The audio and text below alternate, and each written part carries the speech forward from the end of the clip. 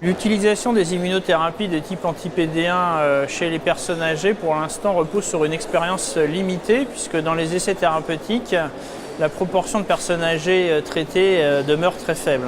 Par contre, dans la vie quotidienne, nous voyons beaucoup de personnes âgées avec un cancer et éventuellement susceptibles d'être traitées par anti-PD1, de sorte que nous sommes en train finalement d'acquérir une expérience post-AMM sur ces patients-là. Le sujet âgé va finalement cumuler l'ensemble des facteurs qui nous semblent des points de vigilance à considérer lorsqu'on prescrit une immunothérapie. Il y a l'état général, le performance status, l'état nutritionnel, le Glasgow Prognostic Score, l'état inflammatoire, l'existence d'une sarcopénie. Et d'une manière générale, la personne âgée, en particulier au-delà de 75 ans, et c'est encore plus flagrant au-delà de 80 ans, a une réduction de la masse maigre qui va être de nature à diminuer le volume de distribution des médicaments, en particulier des immunothérapies. Ce qu'on sait des anti-PD1, c'est qu'ils ont une demi-vie qui est longue. La demi-vie du nivolumab est de 26 jours. Leur point d'équilibre, la concentration atteint un point d'équilibre après plusieurs mois. Donc ça veut dire qu'il n'y a pas d'urgence et d'absolue nécessité de maintenir un schéma très serré.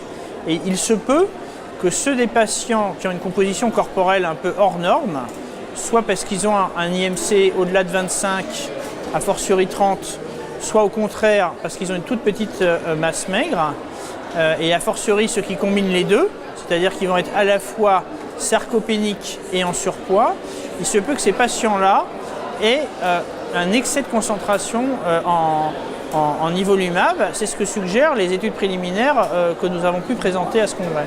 Je crois que le prescripteur qui va prescrire une immunothérapie, il va falloir qu'il se familiarise avec le fait de consacrer du temps à l'analyse de l'hôte, c'est-à-dire du patient, plutôt qu'à l'analyse de la tumeur. Donc, et de devoir aller plus loin que l'analyse habituelle du performance status. Donc c'est de s'intéresser à l'état nutritionnel, si possible de se familiariser avec la mesure de la sarcopénie.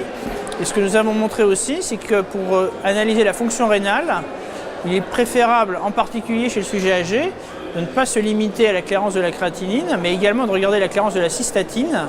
Et lorsque ces deux mesures sont très divergentes, il s'agit généralement d'une personne qui va avoir un surpoids sarcopénique. Alors je crois que l'immunothérapie offre des perspectives d'efficacité qui sont importantes, mais il faut que nous apprenions à l'utiliser dans la vraie vie, que nous soyons prudents dans l'utilisation chez les patients qui ne sont pas les mêmes patients que dans les essais thérapeutiques, que nous échangions nos expériences sur ce que nous avons observé, et puis qu'il y ait une recherche clinique dédiée à cette population et qui intègre la pharmacologie des anti-PD1.